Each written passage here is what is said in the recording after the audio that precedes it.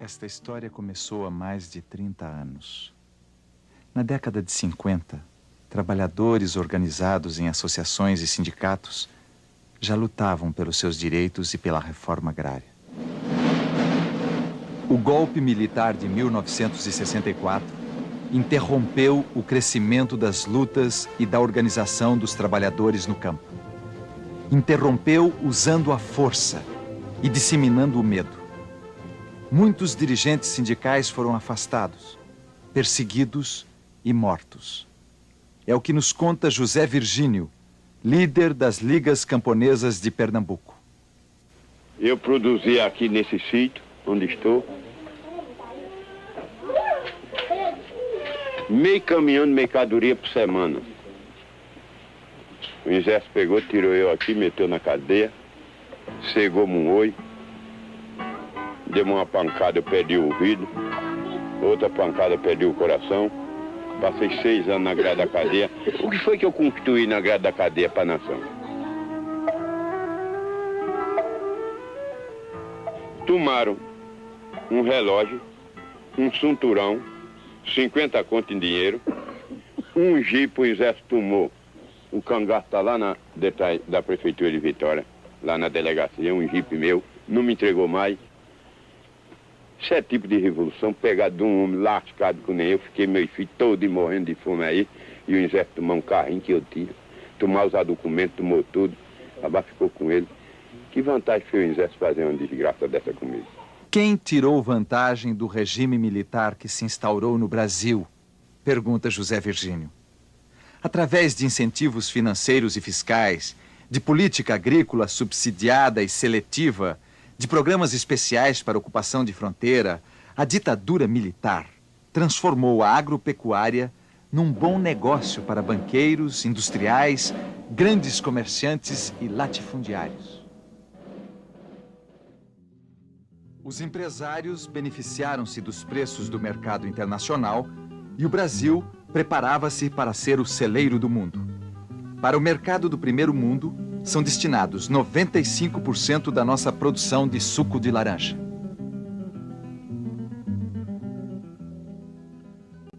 A exportação tornou-se uma galinha dos ovos de ouro. Junto ao governo, lobbies asseguravam privilégios como isenções fiscais, subsídios e, em algumas circunstâncias, taxa cambial favorável. Ao mesmo tempo em que se produz para exportar, cresce a importação de alimentos básicos. Enquanto a fome aqui se alastra, parte de nosso farelo de soja é transformado em alimento para o gado europeu.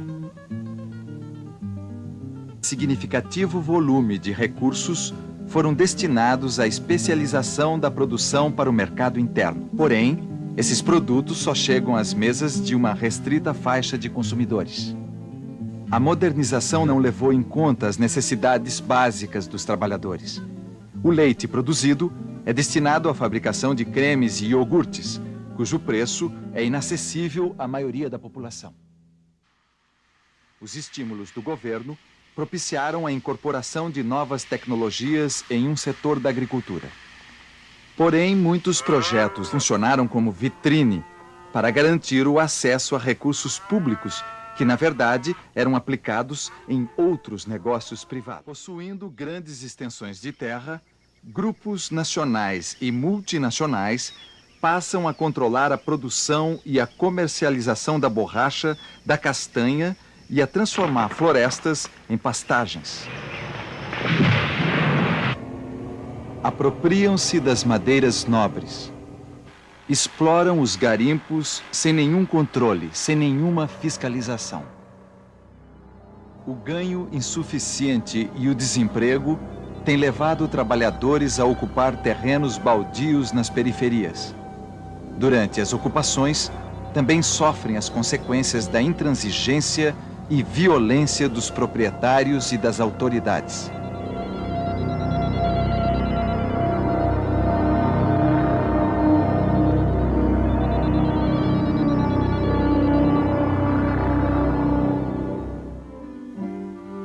desenvolvimento da agricultura alterou o mercado de trabalho, diferenciou e segmentou os trabalhadores, consolidando os assalariados rurais.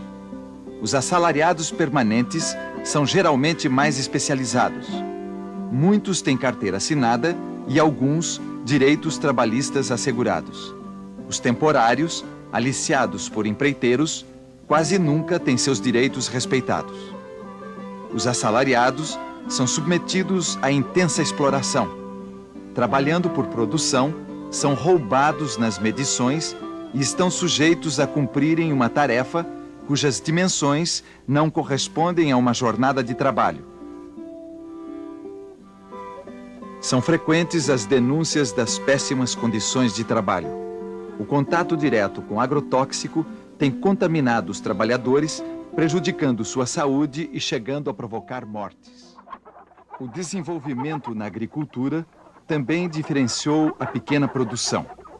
Uma parcela integrou-se à agroindústria e teve acesso à tecnologia moderna assegurada pelas empresas. Perdendo o controle sobre o processo produtivo, os integrados ficam submetidos a rígidos contratos, onde as empresas determinam as formas de produzir, os preços e as condições de pagamento.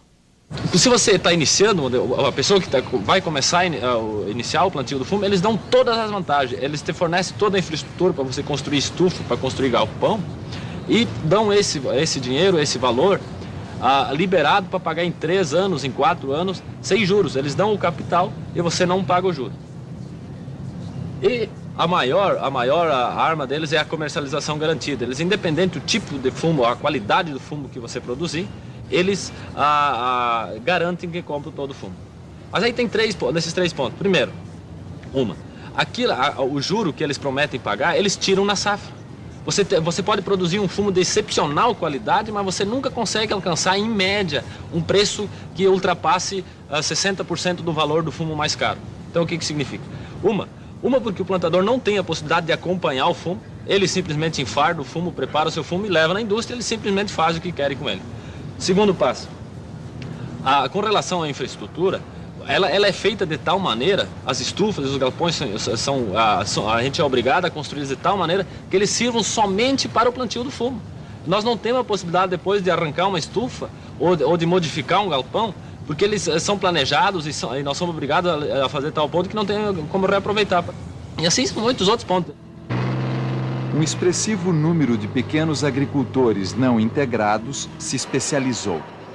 Para obter crédito, assistência técnica e insumos, vinculam-se às cooperativas, onde são socializados os prejuízos em momentos de crise. Porém, sem acesso às decisões das cooperativas dirigidas pelos grandes produtores, ficam endividados e sujeitos a perder a terra. Outros pequenos produtores não têm acesso à tecnologia. Sem qualquer apoio oficial, produzem em precárias condições. A gente sofre vários problemas lá na agricultura que não tem, um financiamento, não tem subsídio, não tem, nada de um atendimento da parte do governo. Tem sim a parte que quando a gente colheu, entrega lá por um preço mínimo, de miséria lá.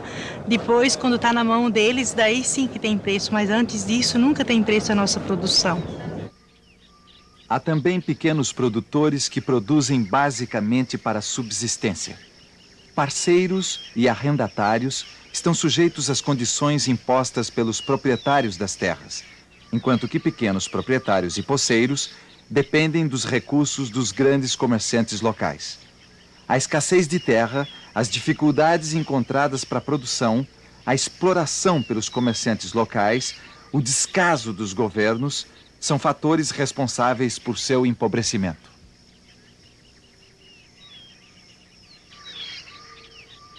Trabalhadores extrativistas são também vitimados por este modelo de desenvolvimento. São pressionados a entregar sua produção aos donos da terra e regatões, cuja ação depredatória ameaça a floresta, condição primeira de sua sobrevivência biológica e social.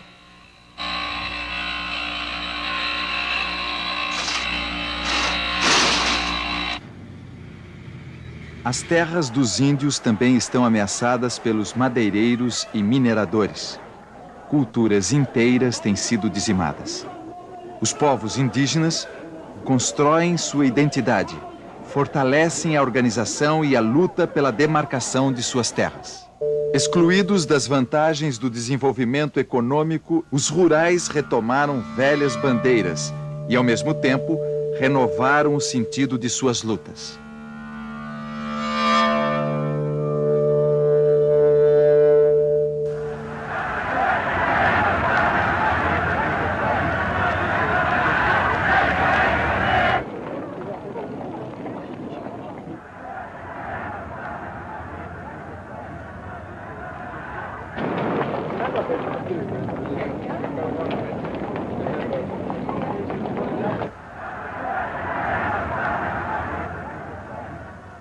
Nos anos 80, foram organizadas grandes mobilizações. A luta dos rurais pela reforma agrária chegou às grandes cidades, falou à sociedade. Isso aí é uma forma pacífica de nós mostrar ao governo que o povo gaúcho não está contente e que saia a reforma agrária rápida.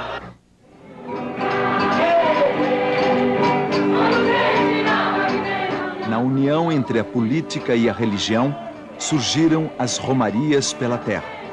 É como que uma ferramenta a mais nessa luta legítima do povo em busca da terra, cujas fronteiras lhe foram fechadas pelo sistema, pela organização até oficial.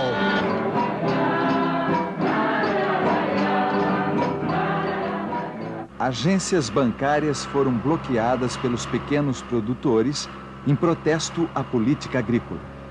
Nestas mobilizações, reivindicam a implantação de uma política agrícola diferenciada. Dessas lutas, surgem novas propostas organizativas. Os principais problemas colocados na pequena produção é a falta de capacidade que existe hoje de garantir a organização da produção e da comercialização. Infelizmente, nós não temos hoje uma política agrícola que garanta a participação dos pequenos produtores nas suas formas organizadas, através do sindicato, na organização da produção e da comercialização. E nós discutimos profundamente isso e estamos entendendo que está na hora de nós organizarmos isso através das associações de produtores, através da tomada das cooperativas, que basicamente são cooperativas de pequenos produtores, só que são dirigidas por grandes latifundiários, ligados inclusive à UDR, e que levam a linha da cooperativa para esse lado. Os patrões inovam para defender seus interesses. Sindicatos e cooperativas patronais organizam mobilizações, procurando cooptar os pequenos produtores, escondendo as diferenças e falando em nome de todos os produtores rurais. E são duas máquinas ao mesmo tempo, quer dizer, enquanto você prepara a sua máquina, fazendo assembleia, fazendo encontro, trabalhando em busca de buscar mais trabalhador para trazer para essa luta, a classe patronal também não está parada. Eles têm todo um mecanismo, eles têm todo um meio de organização muito mais fácil do que a da gente. Eles têm telefone, eles têm carro, eles têm o governo do lado deles, eles têm a própria polícia do lado deles. Quer dizer, está tudo... A gente acaba ficando sozinho de um outro lado com essa dificuldade. O avanço da organização dos rurais provocou a reação articulada dos latifundiários e empresários. Surge a UDR para liderar a luta contra a reforma agrária. Não somos contra a reforma agrária, porque nós somos contra essa invasão de terras e assentamentos. As invasões estão sendo manipuladas por pessoas estranhas, não são trabalhadores rurais, são comerciantes, economistas, jornalistas, com vinculação política, tentando fazer na reforma agrária um palanque político. A luta pela terra não se dá apenas através das ocupações e acampamentos. As contradições do modelo afloram na resistência dos povos indígenas, dos poceiros, dos parceiros e pequenos arrendatários. Manifestam-se também nas lutas dos trabalhadores atingidos por barragens que contestam a política energética do governo. A luta pela terra exigiu dos rurais novas formas de organização.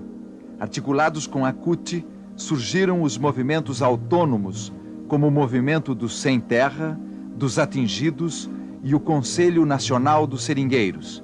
Este, fruto dos empates, símbolo da reação contra o desmatamento indiscriminado da floresta.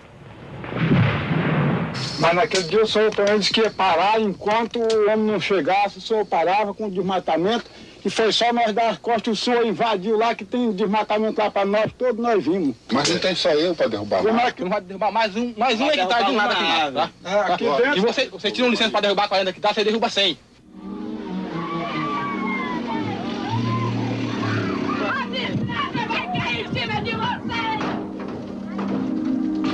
O despejo, através da violência dos capangas e da polícia, tem sido a principal resposta dada pela classe patronal e pelas autoridades quando estão em jogo as questões da desconcentração da terra. A essas pessoas eu posso dizer que não terá nenhum tipo de atendimento no Ministério da Agricultura. A essas pessoas o que nós temos que dar a ela é a polícia.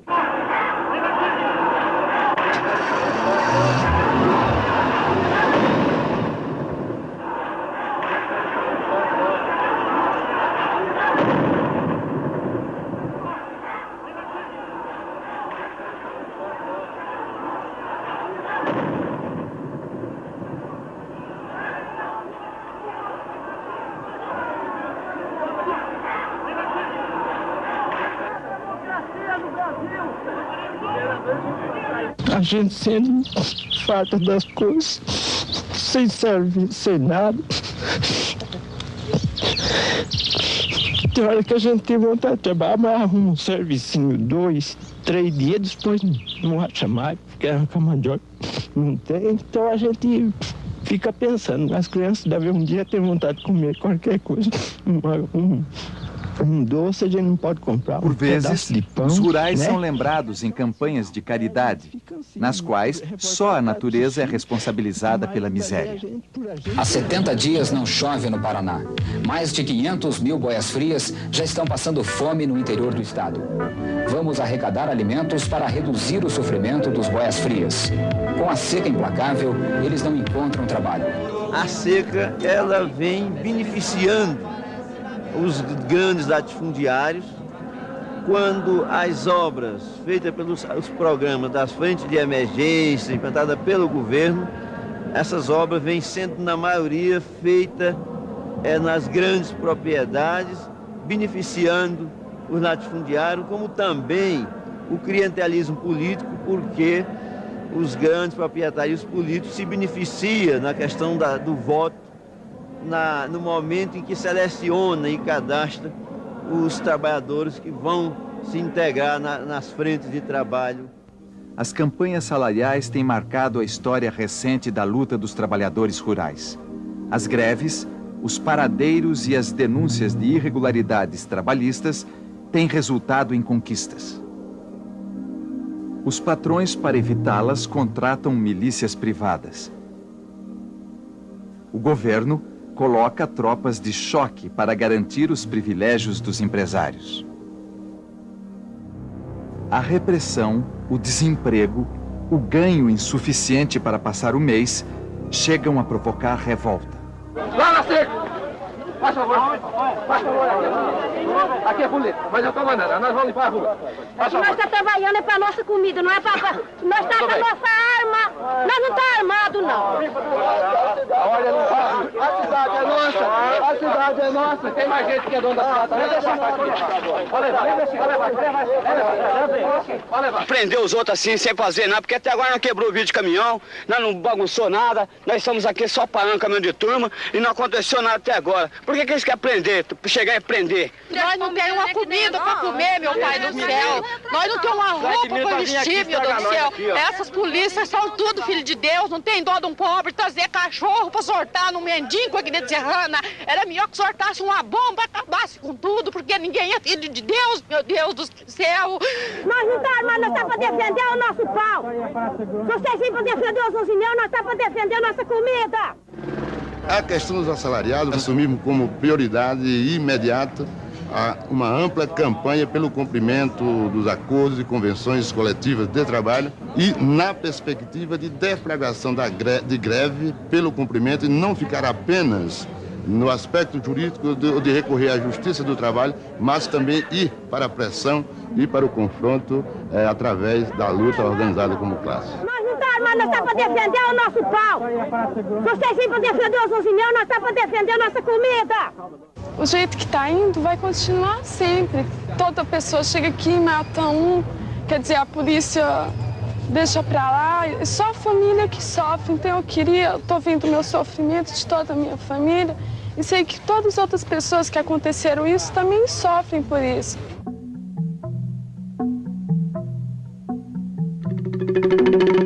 Isso é uma estratégia deles, matar a liderança, que a liderança é a que lidera os trabalhadores, é a que conscientiza os trabalhadores, que faz a formação dos trabalhadores.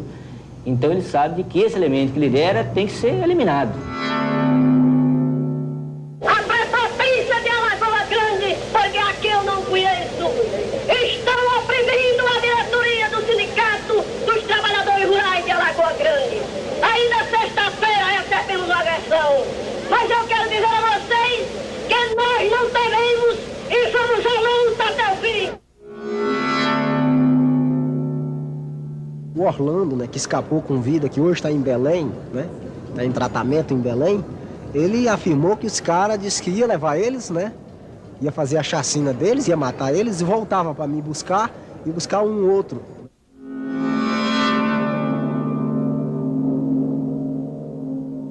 Não resta a menor dúvida que nessa luta aí, a gente está convencido de que mais hoje ou mais amanhã, algum companheiro vai perder a vida, alguém vai derramar sangue, porque nós estamos lutando contra um poderio econômico, o poder do latifúndio, num país do latifúndio, companheiro.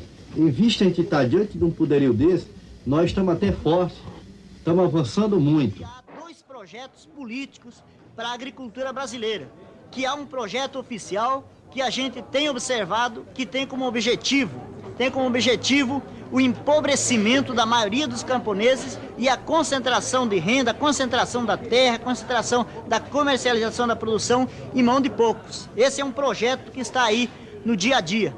E nós, enquanto movimento sindical cultista, estamos discutindo um outro projeto. Agora, precisamos ter consciência de que esses projetos vão continuar se confrontando na luta do dia a dia. Trabalhamos na roça, eu acho que é importante a gente pega, planta uma semente e a gente nem sabe se vai nascer essa semente, mas a gente tem a esperança que ela vai nascer e ela vai, claro que ela vai passar por um monte de dificuldade, mas ela vai produzir frutos.